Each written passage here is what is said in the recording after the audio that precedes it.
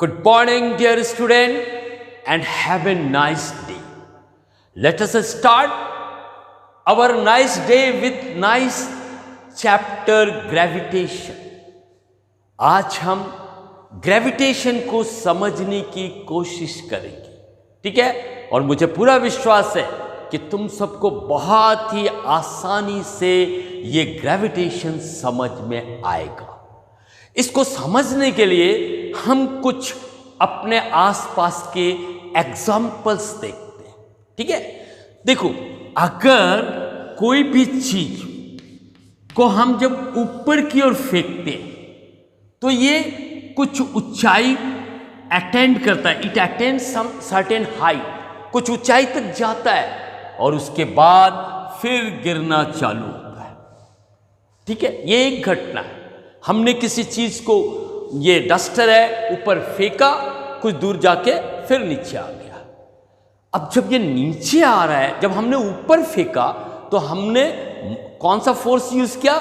Muscular force. ये हमारा खुद का जो ताकत है उससे इसको हमने फेंका, ठीक है? और ये ऊपर चला गया, लेकिन उसके बाद वो नीचे आता है।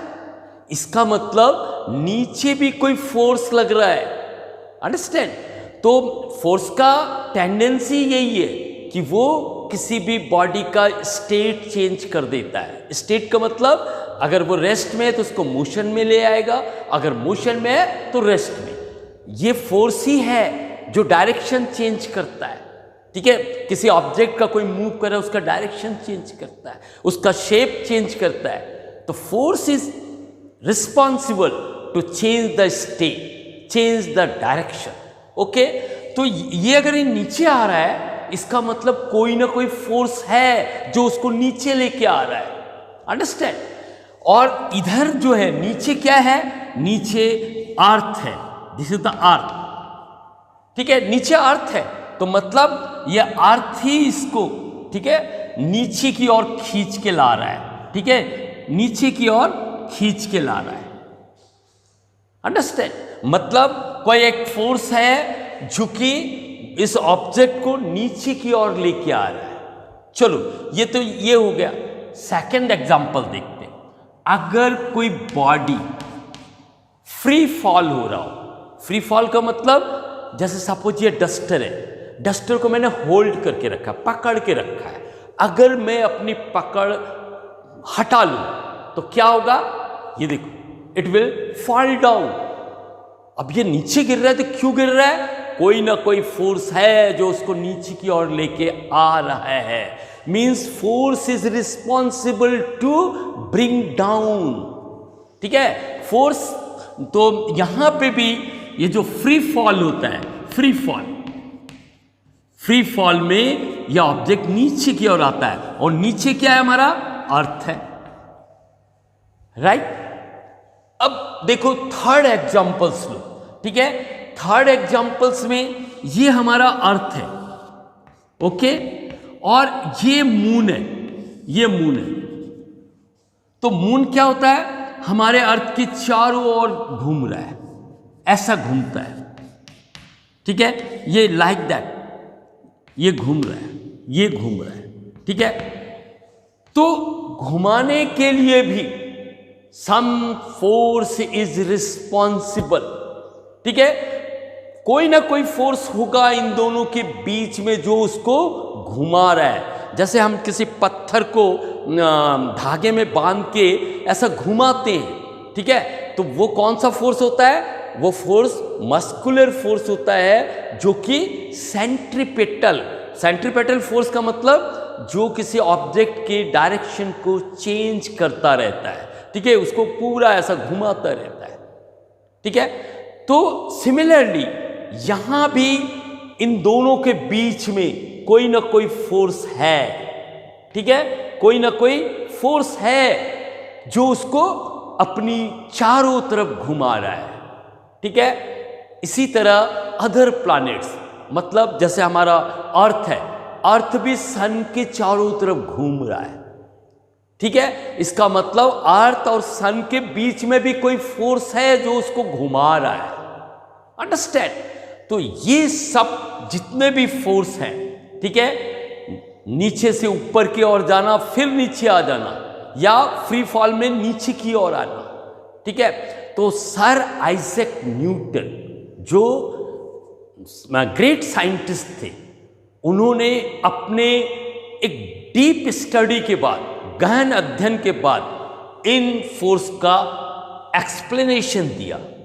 उन्होंने इस फोर्स का नाम दिया gravitation force. Gravitation force, gravitation और ग्रेविटेशनल फोर्स, इनका नाम दिया ग्रेविटेशनल फोर्स। इसका भी यहां पे भी वही है, ग्रेविटेशनल फोर्स। ग्रेविटेशनल फोर्स, यहां भी ग्रेविटेशनल फोर्स। ये ग्रेविटेशनल फोर्स के कारण ही ये सेंट्रीपेटल जो उसको चारों ओर घूमने के लिए कंपेल करता है, ठीक है ना, वो सेंट्रीपेटल फोर्स होता है। और centripetal force is due to gravitational force between these two object. Clear? तो अभी ग्रेविटेशनल फोर्स समझ में आया कि gravitational force is a force between any two object. ठीक है, यहां पे ये ऑब्जेक्ट है और एक अर्थ है। ओके, अब तुम एक क्वेश्चन और एराइज होता है जो सर आइजैक न्यूटन के मन में भी आया था। ठीक है, और उसके बाद उन्होंने स्टडी किया, वो था कि ये सपोज ये ऑब्जेक्ट है, ठीक है, ये अर्थ है। ठीक है, सिमिलरली इधर सन भी है, ठीक है, यहां पे सन भी है, ठीक है, और इधर मून भी है और अदर प्लैनेट्स भी है। ठीक है, मतलब मार्स, जुपिटर, जितने भी प्लैनेट्स हैं वो सब इस ऑब्जेक्ट के चारों तरफ है। तो फिर ये अर्थ की तरफ ही क्यों अट्रैक्ट हुआ? ये सन की तरफ क्यों नहीं गया? ये ऊपर की ओर क्यों नहीं गया? इधर क्यों नहीं आया? ठीक है, ये सर आइजैक न्यूटन के मन में भी यही सवाल आया था जब वो गार्डन में बैठे थे और सेब का पेड़ के नीचे जब बैठे थे तो एक सेब टूट करके नीचे गिरता है। तब वो सोचते हैं कि ये नीचे ही क्यों आया, ऊपर क्यों नहीं गया। ठीक है, लोगों ने समझाया अर्थ जो है एक मैग्नेट की तरह है, उसको अट्रैक्ट किया है। तो बोले ठीक है, अगर ये मैग्नेट है तो सन भी मैग्नेट हो सकता है, मून भी मैग्नेट हो सकता है, उसकी तरफ क्यों नहीं गया। ठीक है, उसका आंसर उसको खुद को मिला बहुत ही डीप स्टडी के बाद। ठीक है, तो उन्होंने देखा कि ये जो ग्रेविटेशनल फोर्स है, ये इसके लिए दो फैक्टर जो है वो रिस्पॉन्सिबल है, दो बातें। ठीक है ना, ये ग्रेविटेशनल फोर्स के लिए महत्वपूर्ण है। कौन कौन सी दो बातें? एक तो मास ऑफ द ऑब्जेक्ट, दूसरा इनके बीच का डिस्टेंस। ठीक है, अगर जैसे सपोज मैं और ये डस्टर, ये दो ऑब्जेक्ट है, हम दोनों के बीच में भी एक फोर्स ऑफ अट्रैक्शन है, ग्रेविटेशनल फोर्स है, लेकिन ना ये मेरी तरफ अट्रैक्ट हो रहा है, ना मैं उसकी तरफ अट्रैक्ट हो, और ना ही ये गोल गोल मेरे चारों तरफ घूम रहा है। ठीक है, तो उसका रीजन ये है कि ये जो फोर्स है हम लोग कैलकुलेशन से देख सकते हैं कि वेरी वेरी स्मॉल, नेग्लिजिबल है। ठीक है, क्योंकि इसका मास बहुत ही कम है मेरे मास से के कंपैरिजन में। ठीक है, और मेरा मास भी इतना ज़्यादा नहीं है कि मैं इसको अट्रैक्ट करूं, और हम दोनों का बीच का जो डिस्टेंस है उसके ऊपर भी डिपेंड करता है। ओके, तो ग्रेविटेशन, इसीलिए ये जो अर्थ है इसके ऑब्जेक्ट के बीच का डिस्टेंस कम है। ठीक है, और सन और ऑब्जेक्ट के बीच का डिस्टेंस बहुत ज़्यादा है, इसलिए इधर ये अट्रैक्ट नहीं होता। ठीक है, यहाँ और इसके मास और इसके मास के जो प्रोडक्ट है, ठीक है, ये दोनों अब हम लोग देखेंगे ग्रेविटेशनल लॉ में। तो there are two things, there are two factor on which gravitational force depend. One is mass of the object, another is distance between these two object. इन दोनों के बीच का डिस्टेंस, अगर का बीच का डिस्टेंस कम है, force of attraction will be more, अगर ज्यादा है तो force of attraction will be less. Understand? तो इसलिए ये इधर न जा करके या दूसरे प्लैनेट की तरफ न जा करके नीचे की ओर आता है, क्योंकि इनका बीच का जो डिस्टेंस है ये कम है। ठीक है, तो ये हुआ ग्रेविटेशनल फोर्स। तो gravitational force is a force between two object, ठीक है। तो gravitational force is a force of attraction between two object. Gravitational force जो है वो दो ऑब्जेक्ट के बीच का आकर्षक बल है। क्लियर? अब हम लोग देखेंगे कि व्हाट इज ग्रेविटेशनल लॉ, ठीक है, which is given by sir Isaac Newton. Sir Isaac Newton ने हमें ये लॉ बताया, ठीक है, gravitational law, gravitational law, gravitational law, ठीक है। इसमें फर्स्ट है number 1, let this is one of the object, another object here, इसका मास m1 है, इसका मास m2 है, और इसके बीच का जो डिस्टेंस है यहाँ सेंटर टू सेंटर, ये बीच का डिस्टेंस है, इट इज r। तो इन दोनों के बीच में जो फोर्स ऑफ अट्रैक्शन या ग्रेविटेशनल फोर्स होगा, वो फोर्स जो है it is directly proportional to the product of mass of the body. इन दोनों के मास का प्रोडक्ट के प्रोपोर्शनल होगा, मतलब इनका प्रोडक्ट जैसे जैसे बढ़ेगा फोर्स भी बढ़ेगा, ये अगर कम होगा फोर्स भी कम होगा, ठीक है। This is the first law. Second law, the force of gravitation is inversely proportional, means 1 upon square of the distance between them. इन दोनों का जो बीच का डिस्टेंस का स्क्वायर के बराबर होगा, इनवर्सली प्रोपोर्शनल होगा, ठीक है। इनवर्सली प्रोपोर्शनल मतलब अगर ये डिस्टेंस कम है, force of attraction will be more, gravitational force will be more, और अगर ये ज्यादा है, डिस्टेंस काफी दूर है दोनों का, तो फोर्स ऑफ अट्रैक्शन और gravitational force will be less, ठीक है। और यही कारण है कि जो एटमॉस्फेयर है अर्थ का, इसमें जो भी ऑब्जेक्ट है वो सब अर्थ के और खींचा चला आता है, अंडरस्टैंड, क्योंकि इनका डिस्टेंस जो है वो कम है as compare to the other planet. दूसरे जो प्लैनेट है उसकी तुलना में ऑब्जेक्ट का जो डिस्टेंस है अर्थ के साथ कम है, इसलिए फोर्स ऑफ अट्रैक्शन ज्यादा लगता है, okay. Gravitational force is more, right.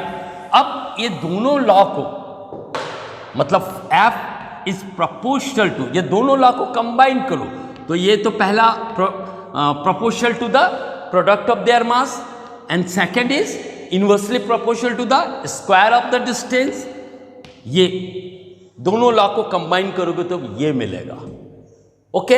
अब प्रोपोर्शनल को इक्वलिटी में चेंज करना है तो we have to put a constant, ठीक है। तो ये कांस्टेंट है G, capital G, m1 m2 upon r square. Clear? ये G जो है it is a constant of proportionality, this is known as constant of proportionality, क्योंकि ये प्रोपोर्शनलिटी के बदले में आया है कांस्टेंट, ठीक है। और इसका अपना एक नाम है, वो नाम है gravitational constant, gravitational constant, gravitational constant,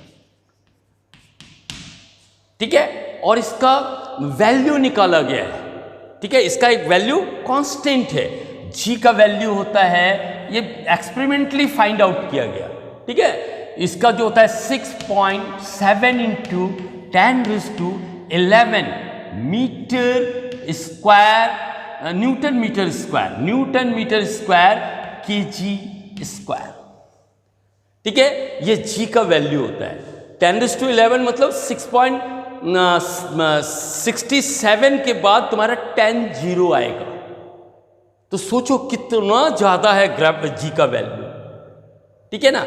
ये G का वैल्यू ही एक्चुअल में G, m1, m2 और r square, this determines the magnitude of the gravitational force, gravitational force कितना लगेगा ये इन तीनों के, ये चारों के ऊपर, ये मास दोनों का, ये mass, distance between them and gravitational constant, इनके ऊपर डिपेंड करता है।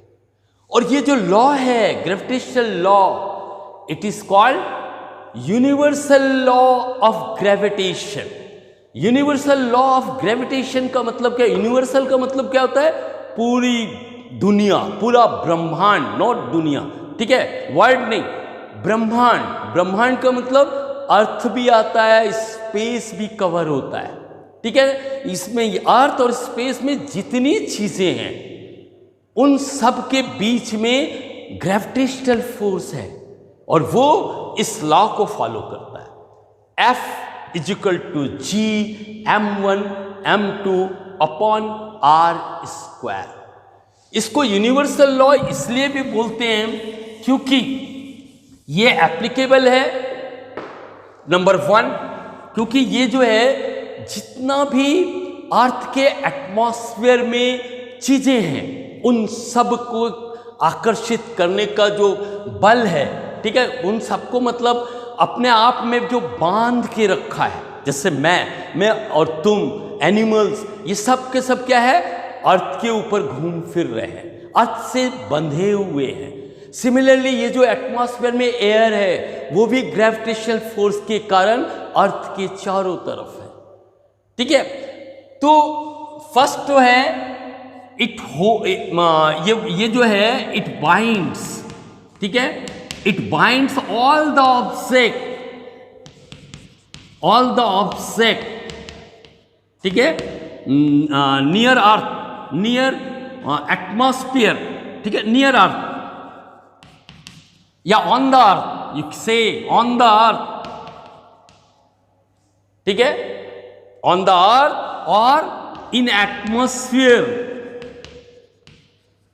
ये जो चीज भी हम देख रहे हैं, जितना भी सारी चीजें देख रहे हैं, ये अर्थ के साथ लगा हुआ है, तो इसका कारण केवल ग्रेविटेशनल फोर्स है, राइट। सेकेंड वन इज ये जो मोशन ऑफ द मून है अराउंड द अर्थ, या motion of the earth around the sun, या बहुत सारे प्लैनेट, जो प्लैनेट अर्थ सन के चारों तरफ मूव कर रहे हैं, ठीक है, चक्कर लगा रहे हैं, उन सब का पीछे भी ग्रेविटेशनल लॉ अप्लाई होता है। ये ग्रेविटेशनल लॉ के अनुसार ही होता है, ठीक है। ये जो ज्वार भाटा आता है, टाइड्स इन द ओशन, जो मून और सन के कारण होता है, ठीक है ना, वो भी ग्रेविटेशनल लॉ फॉलो होता है, वो भी ग्रेविटेशनल के कारण ही होता है, ठीक है। तो सर आइजैक न्यूटन ने अपनी डीप स्टडी से इन सभी बातों का जो मैंने तुम्हें बताया डिटेल से एक्सप्लेन किया, और उन्होंने ये बताया कि ये सब अप्लाई होता है।